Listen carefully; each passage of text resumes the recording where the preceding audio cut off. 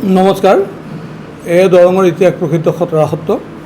খটৰা সত্ৰৰ প্ৰতিষ্ঠাৰ গৌৰৱময় 456 বছৰত পদাৰ্পণ কৰিছে আৰু প্ৰতিষ্ঠা কালৰ পৰা খটৰা সত্ৰত পাছেতি পালন কৰি অহা হৈছিলে আৰু এই পাছেতি আৰম্ভণি পৰ্যায়ত সম্পূৰ্ণ ধৰ্মীয় আৰু আধ্যাত্মিক পৰম্পৰাৰ কীৰ্তন ঘৰৰ ভিতৰত সীমিত আছিলে, কিন্তু পৰৱৰ্তী পৰ্যায়ত পাছেতি উৎসৱে জনপ্ৰিয়তা লভি উৎসৱলৈ পৰ্যবেক্ষিত হ'ল আৰু বৰ্তমান কিন্তু এই উৎসৱে এনেধৰণে জনপ্ৰিয়তা লভিছে যে ই মহোৎসৱলৈ পৰ্যবেক্ষিত হৈছে আৰু এইবেলি আমি 16 ছেপ্টেম্বৰৰ পৰা 19 ছেপ্টেম্বৰলৈ 4 দিনীয়া বৰ্ণাঢ্য কাৰ্যসূচীৰে পাছেতি উৎসৱ পালন কৰিবৰ কাৰণে আয়োজন কৰিছোঁ। ইতিমধ্যে আমাৰ 7খনকৈ উপসমিতিয়ে তীব্ৰ গতিত তেখেতসকলৰ প্ৰস্তুতিবিলাক চলাই আছে আৰু মূল সমিতিয়েও এই কাম কাজবিলাকৰ তদাৰক কৰিছে আৰু মূল সমিতি বুলি কওঁতেই এইবাৰ আমি শিৱবাজাৰ সমষ্টিৰ বিধায়ক সন্মানীয় ডক্টৰ পৰমানন্দ ৰাজবংশীদেৱক সভাপতি হিচাপে লৈ এখন শক্তিশালী সমিতি গঠন কৰিছোঁ আৰু তেখেতৰ নেতৃত্বতেই আমি অসমৰ মুখ্যমন্ত্ৰী মাননীয় ডক্টৰ হিমন্ত বিশ্ব শৰ্মাদেৱক পাছেতি মহোৎসৱলৈ আহ্বান জনাইছিলোঁ। আমি অত্যন্ত আনন্দ অনুভৱ কৰিছোঁ এইকাৰণেই খটৰা সত্ৰৰ 456 বছৰীয়া ইতিহাসত বিশেষকৈ পাছেতি উৎসৱত কোনো এগৰাকী মুখ্যমন্ত্ৰীয়ে খটৰা সত্ৰত পদাৰ্পণ কৰা নাছিলে। আমাৰ সত্ৰবাসী ৰাইজৰ আৰু লগতে পাছেতি উৎসৱ পৰিচালনা সমিতিৰ আহ্বানত মুখ্যমন্ত্ৰী মহোদয়ে আন্তৰিকতাৰে সহযোগ কৰাৰ আশ্বাস দিছে। আমি আশা ৰাখিছোঁ যে 16 ছেপ্টেম্বৰত তেখেতৰ শুভ পদাৰ্পণেৰে খটৰা সত্ৰৰ পাছেতি মহোৎসৱ আৰম্ভ হ'ব। তেখেতে এই পাছেতি মহোৎসৱ উদ্বোধন কৰিব আৰু লগতে খটৰা সত্ৰৰ 450 বছৰীয়া জয়ন্তী অনুষ্ঠান অনুষ্ঠিত কৰি আমাৰ যি ধন ৰাহি হৈছিলে আৰু সেই ৰাহি ধন আৰু সত্ৰৰ পুঁজিৰ পৰা প্ৰায় 7 লক্ষাধিক টকাৰে স্থায়ীভাৱে নিৰ্মাণ কৰা সত্ৰৰ ধৰ্মধ্বজা উত্তোলন কৰা এই ভেটিটো মুখ্যমন্ত্ৰী মহোদয়ে উদ্ঘাটন কৰিব আৰু ইয়াৰ লগতেই অন্যান্য কেইবাটাও আমাৰ তেনেকুৱা ধৰ্মীয় বা আধ্যাত্মিক কাৰ্যসূচী আছে। সেই কাৰ্যসূচীখিনিও মুখ্যমন্ত্ৰী মহোদয়ে আমাৰ অনুষ্ঠিত কৰিব। গতিকে আমি ইয়াৰ লগত এই কথাটো ক'বলৈ বিচাৰিছোঁ যে এইবাৰ মুখ্যমন্ত্ৰী মহোদয়ৰ পদাৰ্পণ তথা আমাৰ স্থানীয় বিধায়ক পাছেতি মহোৎসৱ উদযাপন সমিতিৰ সভাপতি হোৱাৰ সুবাদতে বুলিয়েই ভাবিছোঁ যে খটৰা সত্ৰৰ বাকৰিখিনি যথেষ্ট দ আছিলে, এতিয়া বৰষুণ দিলে পানী জমা হয়। গতিকে এইখিনি উন্নীত কৰিবৰ কাৰণে ইতিমধ্যে প্লেভাৰ ব্লকেৰে কাম তীব্ৰগতিত চলিছে, প্ৰায় শেষৰ পৰ্যায়লৈকে আহিছে আৰু লগতে সত্ৰৰ হাতীৰ 2টা পথ দক্ষিণ হাতী আৰু বায়ন চুবুৰীলৈকে এই 2টা ৰাস্তাই পকীকৰণ কৰাৰ কাৰণে পদক্ষেপ লৈছে। ইতিমধ্যে কামো আৰম্ভ কৰিছে আৰু সত্ৰৰ নিয়মীয়াকৈ অহা ভক্ত দৰ্শনাৰ্থীসকলৰ লগতে পাছেতি মহোৎসৱলৈ অহা যিসকল দূৰ দূৰণিৰ ভক্তৰ অনাময় ব্যৱস্থাৰ কাৰণে ইতিমধ্যে 12 লক্ষাধিক টকাৰে এটি অনাময় ব্যৱস্থাৰ কাৰণে টয়লেটৰ ব্যৱস্থা কৰিছে, তাত ৰানিং ৱাটাৰৰ ব্যৱস্থা কৰিছে, তাৰো কাম সম্পূৰ্ণ হৈছে। গতিকে এই সুযোগতে আমি সন্মানীয় বিধায়ক তথা অসমৰ মুখ্যমন্ত্ৰী মহোদয়ক আমি ধন্যবাদ আৰু কৃতজ্ঞতা জ্ঞাপন কৰিছোঁ যে আমাৰ যিটো মংগলদৈ পাথৰিঘাট খৈৰাবাৰী গড়কাপ্তানি পথ, এই পথৰ উন্নীতকৰণ কামখিনিও যথেষ্ট তীব্ৰগতিত হ'ল। সত্ৰলৈ আহিবলৈ বা পাছেতি মহোৎসৱ দৰ্শন কৰিবলৈ বা উপভোগ কৰিবলৈ অহা ভক্তসকলক আমি অনুৰোধ জনাইছোঁ যে আপোনালোকে গুৱাহাটী বা মংগলদৈ হৈ আমাৰ মংগলদৈ চহৰ হৈ যিখিনি যাত্ৰী খটৰা সত্ৰলৈকে আহিব ইচ্ছা কৰিব তেখেতসকলে দীপিলা চকৰ পৰা অকণমান পূবফালে গৈ আমাৰ ৰত্নাৱলী সত্ৰৰ সন্মুখেৰে আমাৰ যিটো উপপথ আছে সেই উপপথেৰে আহি সত্ৰৰ ফিল্ডত নামিব পাৰিব।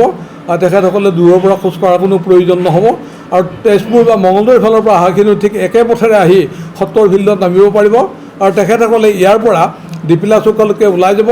তাত আমাৰ পঞ্চায়তৰ যিখন ফিল্ড আছে আৰু আমাৰ কলিতা সন্মিলনৰ যিখন ফিল্ড আছে, লগতে আমাৰ দীপিলা পূজা সমিতিৰ ফিল্ডখন, দীপিলা হাইস্কুলৰ ফিল্ডখন আৰু দীপিলা কলেজৰ যিখন ফিল্ড আছে আৰু লগতে তাতো যদি আমাৰ মানে ঠাই অকুলন হৈ যায় তেতিয়াহ'লে দীপিলা জগতধাত্ৰী মন্দিৰৰ বহুত ডাঙৰ এখন বৰ সুন্দৰ পথাৰ আছে, তাত আমি পাৰ্কিঙৰ ব্যৱস্থা কৰিছোঁ আৰু লগতে খৈৰাবাৰী বা নামখলাৰ ফালৰ পৰা যি গাড়ী আহিব বা ভক্ত দৰ্শনাৰ্থীসকল আহিব সেইসকলে এই পথেৰে আহিলে তেখেতসকলে ধুনীয়াকৈ যাত্ৰীসকলক সত্ৰৰ পাছেতি খলাৰ ওচৰতে নমাই দিব পাৰিব আৰু তেখেতসকলৰ কাৰণেও তেনেকৈ আমি পাৰ্কিঙৰ ব্যৱস্থা কৰিছোঁ। তেখেতসকলে সেই পথেৰেই দীপিলালৈকে ওলাই যাব, গতিকে নিশ্চয় যাতায়াত ব্যৱস্থাত অসুবিধা নহ'ব বুলি আমি আশা ৰাখিছোঁ।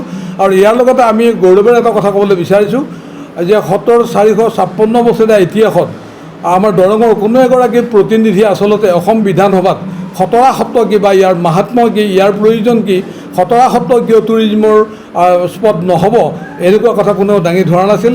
এইবাৰ আমাৰ স্থানীয় বিধায়ক ডক্টৰ পৰমানন্দ ৰাজবংশীদেৱে অসম বিধানসভাত সজোৰে এই কথাখিনি উপস্থাপন কৰিছিল। আৰু এই ক্ষেত্ৰত পৰ্যটন মন্ত্ৰী আমাৰ জয়ন্ত মল্ল বৰুৱা ডাঙৰীয়াই খতৰা সত্ৰৰ প্ৰতি কি আন্তৰিকতা প্ৰকাশ কৰিছে, আমি তেখেতলৈ ধন্যবাদ আৰু কৃতজ্ঞতা জ্ঞাপন কৰিছোঁ। গতিকে সঁচাকৈয়ে সঁচা অৰ্থত ক'ব গ'লে ঐতিহাসিক পথৰুঘাট খতৰা সত্ৰৰ ৰুদ্ৰেশ্বৰ দেৱালয়, দীপিলা জগতধাত্ৰী মন্দিৰ, হলগুৰি সত্ৰ, ৰত্নাৱলী সত্ৰ, লখিমপুৰ পুখুৰী, বুঢ়ীনগৰ পুখুৰী, এটা সুন্দৰ টুৰিজিম স্পট আছে। গতিকে আমি নিশ্চয় মুখ্যমন্ত্ৰী মহোদয়ৰ পদাৰ্পণত খতৰা সত্ৰৰ আন্তঃগাঁথনি উন্নয়নৰ লগতে নিশ্চয় খতৰা সত্ৰক কেন্দ্ৰ কৰি এটা সুন্দৰ পৰ্যটন ক্ষেত্ৰ হিচাপে গঢ় লৈ উঠাত সহায়ক হ'ব বুলি আমি আশা ৰাখিছোঁ। কিমান ভক্তৰ সমাগম হ'ব? আমি এইবাৰ আশা ৰাখিছোঁ যে আমাৰ বিগত বছৰসমূহত 2 লাখ, 2.5 লাখ এনেকুৱা ভক্তৰ সমাগম হয়। আৰু এইবাৰ যিহেতু প্ৰস্তুতিটো অলপ উন্নত হৈছে বা অসমৰ মুখ্যমন্ত্ৰী মহোদয়ে ইয়াত পদাৰ্পণ কৰিব। প্ৰতিটো দিনত আমাৰ বিভিন্ন সাংস্কৃতিক অনুষ্ঠান আছে, প্ৰতিটো সন্ধিয়াতে সাংস্কৃতিক অনুষ্ঠান হ'ব। আৰু আমাৰ সত্ৰৰ শিল্পীসকলে এইবেলি 19 তাৰিখত আমাৰ অসমীয়া এখন ভাওনা পৰিৱেশন কৰিব। আৰু লগতে 19 তাৰিখৰ দিনতেই আমি দিহানাম প্ৰতিযোগিতাৰ অনুষ্ঠিত আয়োজন কৰিছোঁ। গতিকে সেইফালৰ পৰা আমি আশা কৰিছোঁ যে এইবাৰ 3 লক্ষাধিক মানুহৰ সমাগম হ'ব। মানে আমি আশা ৰাখিছোঁ যে 2 কোটিতকৈ অধিক ধন ব্যয় হ'ব, যিখিনি আঁচনি তেখেতসকলে গ্ৰহণ কৰিছে। খতৰা সত্ৰত যি পাচেতি উৎসৱ অনুষ্ঠিত কৰা হয়, এই পাচেতি উৎসৱ আচলতে আধ্যাত্মিক আৰু ধৰ্মীয় পৰম্পৰা আছে। মই আগতেই কথাখিনি কৈছোঁ যে কীৰ্তন ঘৰৰ ভিতৰতেই প্ৰথম পৰ্যায়ত সীমিত আছিল, কিন্তু ইয়াত আচলতে খতৰা সত্ৰত অসমৰ অন্যান্য সত্ৰৰ দৰে সত্ৰীয়া সংস্কৃতিখিনি চৰ্চা, অনুশীলন বা পৰিৱেশন কৰা হয়। কিন্তু খতৰা সত্ৰৰ প্ৰতিষ্ঠাপক লেচাকুণীয়া গোবিন্দ আতা এনে এগৰাকী বিচক্ষণ ব্যক্তি আছিলে, তেখেতে সত্ৰীয়া সংস্কৃতিৰ উপৰিও মহাপুৰুষ মাধৱদেৱৰ যি দধিমন্থন নাট আছিলে, সেই দধিমন্থন নাটৰ আধাৰত খতৰা সত্ৰত প্ৰতিষ্ঠা কালৰ পৰাই দধিমন্থন কৃষ্টি পৰিৱেশন কৰি আহিছে। পাছতেই যিটো বৈশিষ্ট্য, এইটো আচলতে স্বকীয় আৰু দৰঙৰ স্বাভিমান বুলি ক'ব লাগিব পাছেতি উৎসৱটো। গতিকে সকলো ৰাইজে আমাৰ খতৰা সত্ৰৰ উপকণ্ঠ অঞ্চলৰ লগতে গোটেই দৰঙৰ ৰাইজে এইবেলি পাছেতি মহোৎসৱটো সফল কৰিবৰ কাৰণে সকলোৱে আহি আমাক সহযোগ আগবঢ়াইছে। গতিকে মই যিসকল ব্যক্তিয়ে এতিয়ালৈকে আৰম্ভণিৰ পৰা এই পাছতি মহোৎসৱ সফল কৰিবৰ কাৰণে আমাক আহি আন্তৰিকতাৰে সহযোগ আগবঢ়াইছে, সেইসকললৈকে ধন্যবাদ আৰু কৃতজ্ঞতা জ্ঞাপন কৰিছোঁ। আৰু লগতে সমূহ ভক্তকে খতৰা সত্ৰৰ পাছেতি মহোৎসৱ উপভোগ কৰি সত্ৰ দৰ্শন কৰিবৰ কাৰণে পুনৰবাৰ সেৱাৰ আহ্বান জনালোঁ।